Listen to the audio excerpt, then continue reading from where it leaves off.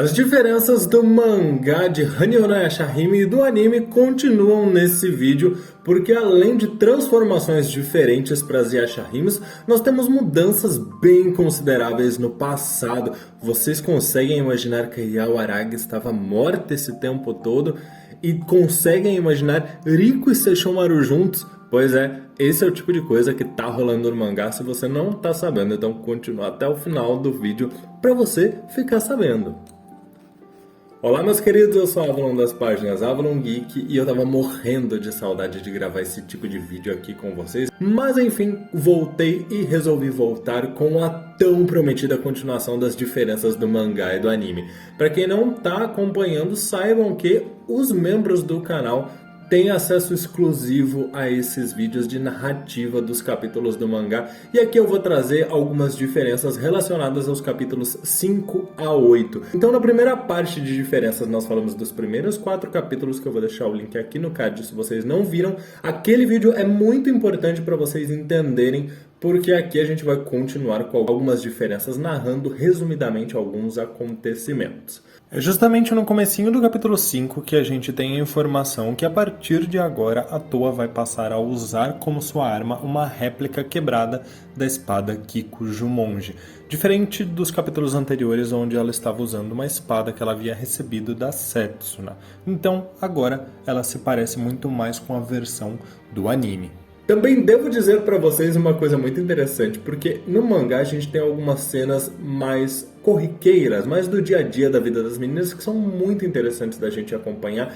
Ao meu ver, isso agrega muito na construção das personagens. A Toa pediu por trajes parecidos com as da Setsuna para poder lutar, já que os seus trajes, por serem brancos, sujariam muito e, segundo ela, não seria muito fácil encontrar uma lavanderia na era feudal. Mas ela acabou desistindo de mudar as suas roupas após Moroha dizer para ela que sentia uma aura protetora bastante especial naqueles trajes. E as roupas que Toa veste foram lhe dadas de presente com muito carinho pela sua irmãzinha Mei. Então existe ali uma espécie de poder, de carinho da irmãzinha dela que faz com que ela decida manter essas roupas. Um acréscimo muito legal para a construção da personagem e sua relação com a Mei, que aqui no mangá não é insuportável como é no anime.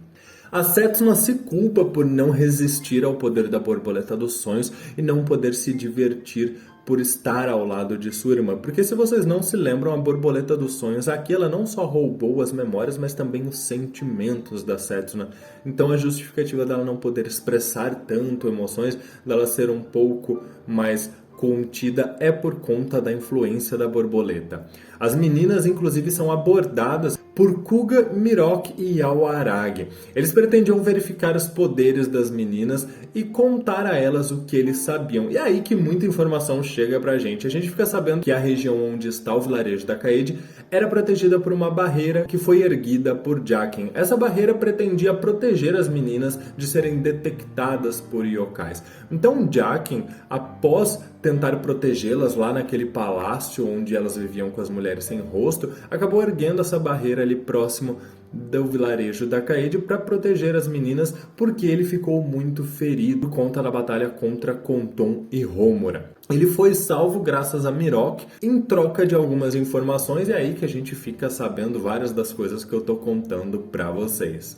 Anos atrás, Sesshomaru deixou as meninas lá no palácio para serem protegidas por Jaken e também pelas mulheres sem rosto e disse que iria às terras do oeste, porém não deu muitas explicações. Ele simplesmente deixou uma pérola do arco-íris com Jaken, que ele inclusive usou na batalha contra o Konton e o Homura, e a missão de proteger as meninas, alertando ele que inclusive se uma delas se separasse, ele deveria deixá-la como se fosse uma espécie de teste de coragem e covardia. Isso é um pouco parecido com a versão do anime, já que no anime Sesshomaru deixou as gêmeas com 2 pérolas do arco-íris, uma para cada, sob a proteção da barreira erguida por Jaken também. Porém, Jaken não parece ter ficado tão próximo como ficou ali no caso do palácio que é dito no mangá. Ao mesmo tempo que a gente sabe que Sesshomaru ficou próximo das meninas no anime, e quando ocorreu o incêndio causado por Homura no anime, ele não interviu. como se fosse um teste de coragem e covardia, um pouco parecido aqui com o mangá, onde ele também não interviu, mas deixou Jaqen como protetor, além das mulheres sem rosto, para cuidarem das meninas, algo que mostra um certo cuidado a mais. No final das contas, Jaqen acabou indo atrás de Sesshomaru após se recuperar e entregou a pérola para o Miroque, que manteve a pérola selada com os seus poderes de monge. Inclusive, ele conta para as meninas sobre a pérola, leva elas até a pérola e elas sentem uma espécie de ressonância com a pérola. E a Sango alerta elas que se elas sentem aquilo é porque elas também têm pérolas. E aqui tem uma diferença muito importante em relação ao anime. Se vocês lembram bem, o anime conta pra gente que as pérolas do arco-íris são 7 pérolas que nasceram das lágrimas de Zero em contato com o poder da joia de 4 almas e o desejo da Zero em não mais sentir aquela tristeza. Pois aqui não. Aqui pérolas do arco-íris são ditas como objetos que são a verdadeira materialização, cristalização do poder de alguns yokais. Isso pode acontecer sem muitas explicações, mas basicamente o poder de um yokai pode acabar se cristalizando, se materializando nesse objeto. E ao que tudo indica, tanto Towa quanto Setsuna quanto Moroha possuem pérolas, provavelmente oriundas do seu próprio poder. Ou seja, aqui todo aquele caráter especial das pérolas do arco-íris desaparece e a gente meio que tem uma versão não tão poderosa da joia de 4 almas. O que faz sentido se a gente pensar que a joia de 4 almas era de fato o poder, a alma daqueles yokais que lutavam contra Midoriko. Porém, também tira um pouco aquele caráter especial da joia de 4 almas, porque dadas as proporções, as pérolas são de fato versões menos poderosas da joia de 4 almas, e que provavelmente não são capazes de conceder desejos, enfim, mas conseguem dar um power up ali nos personagens, nos yokais, e que meio que qualquer yokai pode criar sua própria, não tem muita explicação por enquanto. Inclusive, Kuga acaba recebendo essa pérola que estava até então na posse de Miroque, usa em sua pena, o que, segundo ele próprio, faz com que ele tenha uma velocidade tão alta quanto a época em que ele tinha um fragmento da joia de 4 almas. Então, como eu disse, dadas as proporções aqui, a gente pode até fazer esse equivalente de que uma pérola equivale apenas a um fragmento. Então o poder é muito menor, mas ainda assim é bem semelhante. E bom, vocês já devem estar estranhando porque essa jornada está muito diferente. As meninas saíram do vilarejo da Kaede e foram para o oeste numa missão de encontrar respostas sobre seus pais. A Toa não parece estar focada em encontrar borboleta nenhuma e eles acabam se envolvendo nessa história aí com os personagens clássicos. Aqui a gente fica sabendo quando Miroque aborda as meninas que na verdade tem essa treta toda da pérola e que as meninas vão ser muito caçadas por conta das pérolas delas.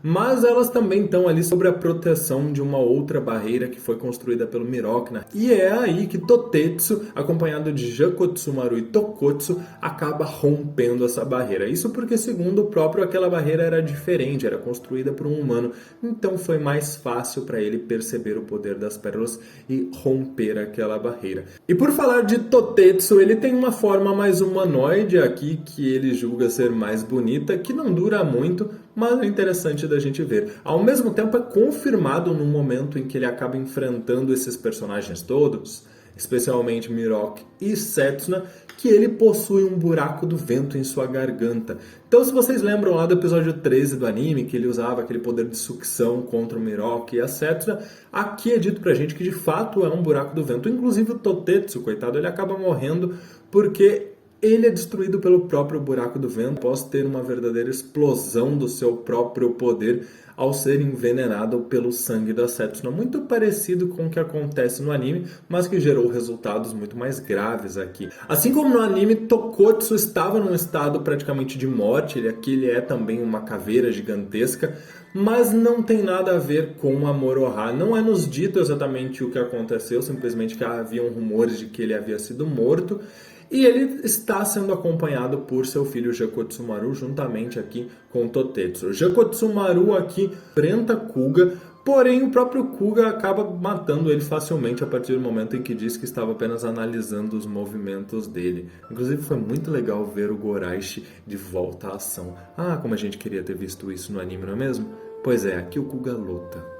A Sango aqui também acaba lutando, ela usa espadas e outras armas, ela mostra uma versatilidade muito interessante que eu critiquei inclusive quando ela apareceu com aquele osso voador negro lá no anime, mas em um determinado momento ela acaba usando o osso voador clássico porque a arma pediu para o próprio Hisui levar ela até sua antiga mestra. A gente também tem informações do passado da Moroha, que é muito diferente do passado do anime. E foi quando Moroha tinha aproximadamente os seus 11 anos que ela decidiu se tornar uma caçadora de recompensas e se afastou do vilarejo da Kaede. Mas tinha um motivo por isso. É porque ela ouviu rumores de um yokai mariposa e acreditou que poderia se tratar daquele responsável por enfeitiçar a Setsuna. Então ela foi atrás desse yokai mariposa, se deparou com o Gaga Gozen, que a gente vê num contexto totalmente diferente do anime. Inclusive aqui ele usa uma Naginata também, mas por enquanto não foi dito nada pra gente sobre essa Naginata ser a mesma arma que a Setsuna usa. Ao que tudo indica, não.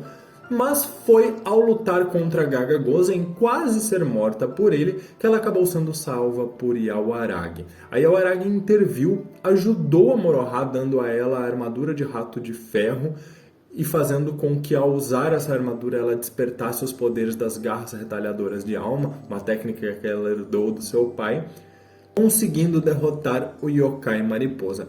Porém, para se livrar dessa armadura, a Moroha acabou recorrendo a uma sugestão da própria Yao Aragi, assumindo uma dívida com Jubei. Na verdade, a Yao Aragi assumiu a dívida com Jubei e a Moroha ficou como garantia de pagamento dessa dívida para que ela pudesse obter a chave que retiraria a armadura. Então, um contexto é parecido com o anime, porém quem usou a armadura foi a própria Moroha para que ela pudesse derrotar esse yokai e se salvar, diferente do anime, onde a Yao Aragi tinha uma relação muito mais próxima com a Moroha e usou a armadura para salvá-la. Aqui, a Yao Aragi se encontrou com a Moroha neste episódio onde ela foi salva, onde ela enfrentava Gaga Gozen. Mas tem algo muito curioso que ainda não foi respondido muito bem pra gente, que é o fato da Yao Aragi ter entregue pra Moroha a tintura de Izayoi, diferente do anime onde isso é entregue pelo Riko. E não nos foi dito muito bem ainda porque Yao Aragi tinha esse pertence, mas nos foi dito algo muito interessante sobre o passado da Yao Aragi. Na versão do mangá, a Yao Aragi, assim como seus amigos yokais lobos, foram mortos pela Zero e pelo Kirinmaru 8 anos atrás. Porém, nos últimos instantes, quando ela estava prestes a efetivamente morrer, ela foi encontrada por Riko, que acompanhava Sesshomaru. E para poder se manter viva e se vingar, ela aceitou a oferta de Riko. Ela permaneceria viva até cumprir a sua missão. E foi após a morte de 2 das 4 ameaças, quando Tokotsu e Totetsu são mortos, que ela acabou se libertando e desejando apenas descansar, porque ela já havia demonstrado para Moroha como usar os poderes yokais dela, e ela acabou fazendo isso ao roubar a pérola de Kuga. Não é muito bem explicado pra gente aqui o que está acontecendo, são vários mistérios, mas a Yao Aragi já estava morta esse tempo todo, e ela tá tramando algo ali junto com o Riko, que é acompanhado atualmente pela Rion. No mangá nós vemos Miroku, Sango, Kohaku, Kinu, Gyokuto, além do Hisui e da Yao Aragi com o Kuga lutando ao lado das Yashahimes contra Tokotsu, Totetsu, Homura e Gekotsumaru. São capítulos muito legais. A Setsuna, no mangá, quando liberta seus poderes yokais, fica com os cabelos brancos. Inclusive, ela pode usar a lâmina de sangue em seu braço. Porém, como vocês sabem, a Toa, que já tem cabelos brancos, ela permanece com a mesma tonalidade e seus cabelos apenas ficam compridos. Então, no caso da Toa, a situação é igual à do anime, porém, no caso da Setsuna, os seus cabelos mudam de cor, enquanto que no anime eles não mudavam. E a Moroha, que é um quarto yokai, acontece algo semelhante. Seus cabelos ficam um pouco mais compridos também, e seus cabelos mudam parcialmente de cor. Eles ficam brancos, porém as pontas continuam mais escuras, fazendo uma alusão de que ela não é tão yokai assim ao ponto de seus cabelos mudarem integralmente de cor. Algo bem interessante. O mangá aborda o conflito pessoal da Toa sobre voltar à era moderna ou ficar naquela era feudal, inclusive usando a Agome como exemplo. Afinal, ela abdicou dos confortos da era moderna para ficar com Inuyasha naquela era feudal, mas também conta pra gente que ela nunca parou de exigir banhos quentes, pois depois do casamento, Inuyasha teve que conseguir uma bacia grande o suficiente para Agome tomar banho. É dito pra gente que Sango está atualmente grávida de um novo filho que não existe no anime, um dos motivos pelos quais ela se afastou um pouco das batalhas. E nós também temos a introdução do Takechio aqui no mangá. Na história do mangá, ele aparece disfarçado do monge Julian, porque ele acreditava que a aparência bela faria com que ele se aproximasse facilmente de Toei Setsuna, mal sabe o coitado. E é dito pra gente que ele é filho de um caçador de recompensas muito famoso que foi morto por Konton. Então ele pede ajuda para as Yashahimes para se vingar porque ele não acreditava no seu próprio poder.